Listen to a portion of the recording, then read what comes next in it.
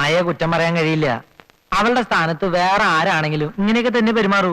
എന്ന് വെച്ച് നീ വിഷമിക്കൊന്നും വേണ്ട, എല്ലാം ശരിയാവും എന്റെ മനസ്സ് പറയുന്നുണ്ട്. ഏയ്, പടിയേറ്റിന് 2-3 ദിവസം കൂടി ഉള്ളൂ. ഒരുക്കങ്ങളൊക്കെ തുടങ്ങിക്കഴിഞ്ഞു. ഇതിനിടയിൽ ഇനിയിപ്പോ എങ്ങനെ?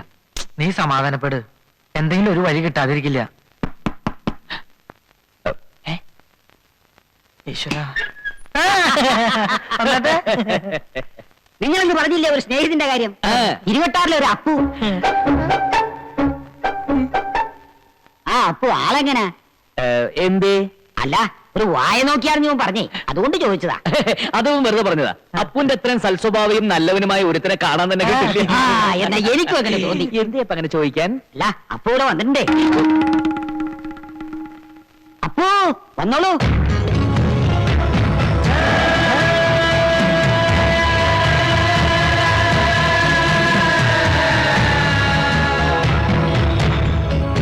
ഇരേന്ദ്രനെ കാണുന്നു. സ്നേഹിതനാണെന്നും പറഞ്ഞ എന്റെ അടുത്ത നിമിഷം ഞാൻ ഇയാളുടെ ചോദിച്ചു, അപ്പു അല്ലേന്ന്. അപ്പോ ഇയാളുടെ മുഖത്തുണ്ടായൊരു ഭാവപ്പേർച്ച ഓ അവർണ്ണനീയം തന്നെ. आप एक पल के अंदर मुझे पहचान लिया? अरे वाह, मैं आपको अभिनंदन करता हूँ. ശുക്രിയ. അപ്പൊ നിങ്ങൾ സംസാരിച്ചിട്ട് അത് ജാത്തെ ഹോ. बैठो. അല്ല, അത് अरे आप दोनों बैठिए ना. आप कैसे हैं? यहाँ की खाने पीने के इंतजाम ठीक तो है ना? അച്ഛാ. അച്ഛാ, ये सब छोड़ो ना, आपका नाम कहिए.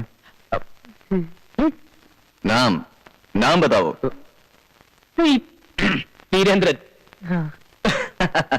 बैठिए ना. साले, ये वीरेंद्र को पहले कभी तू देखा है? ഈ വീരേന്ദ്രന്റെ മുമ്പ് എപ്പോഴെങ്കിലും നീ കണ്ടിട്ടുണ്ടോന്നല്ല. നീ എന്നെ പറ്റി ഞാൻ പറയാം.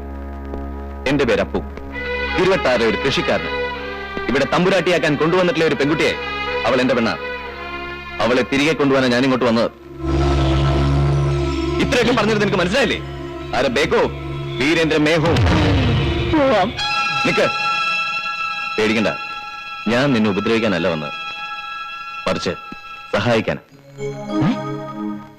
നീ ഞാനായിട്ടല്ല, എന്റെ അച്ഛനായിട്ട് വന്നാൽ പോലും എനിക്കൊരു പ്രശ്നമില്ല. എന്റെ അമ്മ പോലും നിന്നെ അംഗീകരിച്ചില്ല. ഇനി ഞാനായിട്ട് എന്തിനാ ഒരു പ്രശ്നം ഉണ്ടാക്കുന്നത്? ഈ കൊട്ടാരവും സ്വത്തുക്കളും എന്തിന്? എന്റെ അമ്മയെ പോലും പണ്ടേ ഞാൻ ഉപേക്ഷിച്ച. പക്ഷേ എനിക്ക് ഉപേക്ഷിക്കാൻ പറ്റാത്ത ഒന്നുണ്ട് ഈ കൊട്ടാരത്തിൽ. അതിനു വേണ്ടിയിട്ടാണ് ഞാനിപ്പോ ഇങ്ങോട്ട് വന്നത്.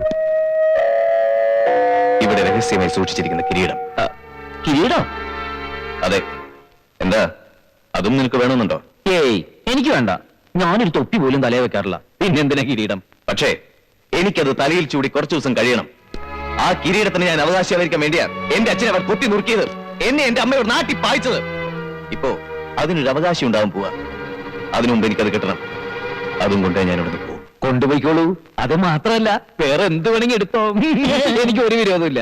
ഇത്രയും ബുദ്ധിമുട്ടി ഞാനിവിടെ വന്ന് നിന്റെ അനുവാദത്തിനല്ല. ആ കിരീടം എവിടെയാണ് സൂക്ഷിച്ചിരിക്കുന്നതെന്ന് മഹാരാജാവിന് മാത്രമേ അറിയൂ. അതെവിടെയാണെന്ന് കണ്ടുപിടിക്കാൻ ഇപ്പൊ നീ വിചാരിച്ചാൽ സാധിക്കും. നിനക്ക് മാത്രം ഇപ്പൊ അതിന് കഴിയും. ഈശ്വര, അടുത്ത കുരിശു എത്തിയല്ലോ. എന്താ, നിനക്ക് ബുദ്ധിമുട്ടാണോ? അതെ, അല്പം ബുദ്ധിമുട്ടാ. എടുത്തു ചാടിയൊന്നും പറയില്ലേ അപ്പു. നീ ഇത്രയും കാലം ബുദ്ധിമുട്ടിയത് നിന്റെ മായയ്ക്ക് വേണ്ടിയല്ലേ? അതുപോലെ ഞാൻ ഇക്കാലത്രയും കാത്തിരുന്നത് ആ കിരീടത്തിന് വേണ്ടിയാ. നീ എന്നെ സഹായിച്ച ഞാൻ നിന്നെ സഹായിക്കും. നിന്റെ മായയെ ഭദ്രമായിട്ട് ഞാൻ നിന്നെ തന്നെ ഏൽപ്പിക്കും. അല്ലെങ്കിൽ നീ ആരാണെന്ന് തെളിയിക്കാൻ എനിക്കൊരു നിമിഷം പോലും വേണ്ട. പിന്നെ ഇവിടെയുള്ള എല്ലാവരും ചേർന്ന് നിന്റെ അസ്ഥികൾ ഓരോന്നായി നുറുക്കും. പിന്നെ ജയിലിൽ കിടന്ന് വർഷങ്ങളോളം കിട്ടുന്ന തല്ല് വേറെ. അതിനെല്ലാം പുറമെ ജീവിതത്തിൽ ഒരിക്കൽ പോലും നീ നിന്റെ മായയെ കാണുകയില്ല. ഇത് വീരേന്ദ്രനാ പറയുന്നത്. ഞാൻ ആരാണെന്ന് നിന്നെ ഇനി പ്രത്യേകം പറഞ്ഞ് ബോധ്യപ്പെടുത്തണ്ടല്ലോ. എന്താടാ? പാനി.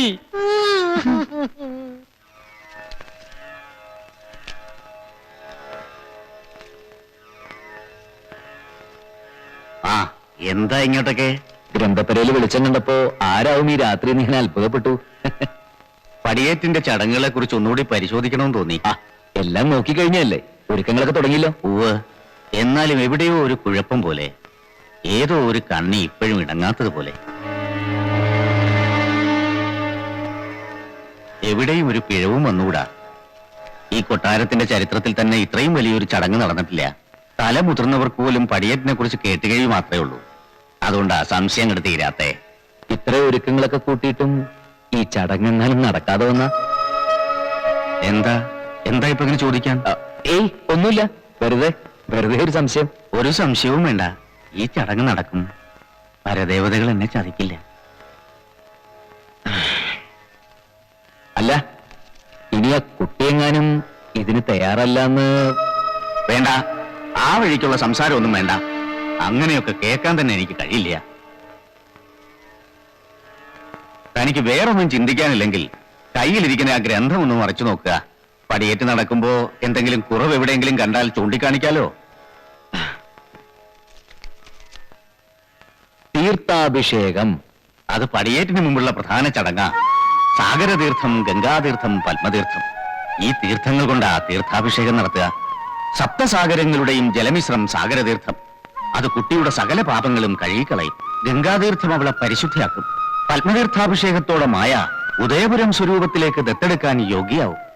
പിന്നെ മണ്ഡപത്തിലെ 3 പടികളും ചവിട്ടിക്കയറി പീഠത്തിലിരുന്നു കഴിഞ്ഞാൽ അവൾ മകം തിരുനാൾ മായത്തമ്പുരാട്ടിയാവും.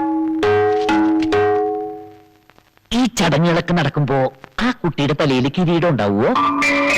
അല്ല, ഇവിടെ രഹസ്യ സൂക്ഷിച്ചിരിക്കുന്ന ആ കിരീടം മായയെ ചൂടിക്കെന്നറിയാനാ. ഇവിടെ രഹസ്യ കിരീടം സൂക്ഷിച്ചിട്ടുണ്ടെന്ന് നിന്നോട് ആരാ പറഞ്ഞേ? അതൊക്കെ എനിക്കറിയാം. അല്പം സ്വാതന്ത്ര്യം നന്നായി കൊട്ടാരത്തിന്റെ അടിത്തറ കൊണ്ടാ നീ നോക്കുമല്ലോ. അറിയേണ്ടത് മാത്രം ഇയാൾ അറിഞ്ഞാൽ മതി. അല്ലാത്തതിനെ കുറിച്ച് മേലിൽ സംസാരിച്ചു പോകരുത്. മനസ്സിലായോ? മനസ്സിലായി. ആ കിരീടം കാണാൻ പോലും എനിക്ക് അവകാശമില്ലെന്ന് ഇപ്പൊ എനിക്ക് മനസ്സിലായി. അല്ലെങ്കിൽ ഞാൻ അവകാശിയാവാതിരിക്കാൻ വേണ്ടിയാണല്ലോ എന്നെ എന്റെ അമ്മ ഇവിടെ നാട്ടി പായിച്ചത്. അതിനുവേണ്ടി തന്നെയാണല്ലോ എന്റെ അച്ഛനെ കഷ്ണം കഷ്ണമായി അങ്ങ് വെട്ടിനുറുക്കിയത്.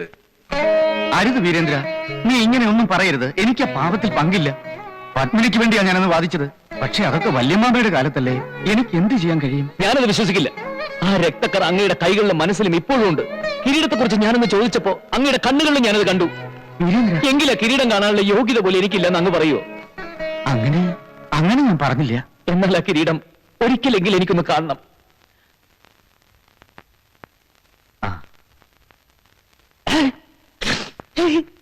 Na na na na na na na na